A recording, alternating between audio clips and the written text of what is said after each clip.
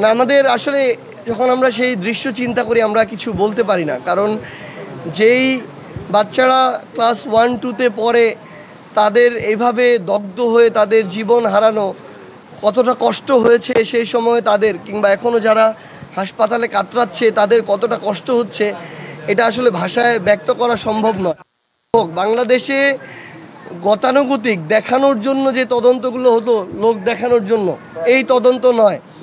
বাংলাদেশকে খুনি হাসিনা এবং তার দোসররা লুটপাট করে প্রত্যেকটা সেক্টরকে কতটা অন্তঃসার শূন্য করেছে এগুলো তদন্ত করে বের করা হোক। একজন কিভাবে একটা এভাবে যান্ত্রিক ত্রুটি হয়, অসংখ্য জীবন আমাদের হারাতে হয়, সামনে আরও কত হারাতে হবে আমরা জানি না, আমরা তো এটা হারাতে চাই না। তো এই তো 1 বছর তো হয়ে গেল, আমরা তো নতুন আরেক জুলাই এসেছি, কিন্তু আমরা তো এখনও দৃশ্যমান বিচার লক্ষ্য করছি না। যতটুকু বিচারের অগ্রগতি হওয়া দরকার ছিল আমরা এতটুকু লক্ষ্য করছি না।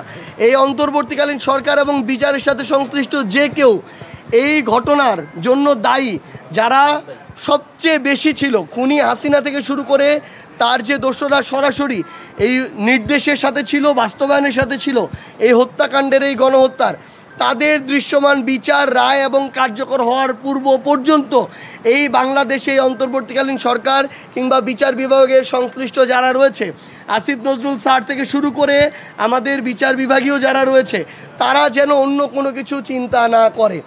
তারা অন্য কোনো কিছু চিন্তা করলে আমাদের এই শহীদ মায়েদের উপর দিয়ে তাদেরকে যেতে হবে। আমরা তাদের যে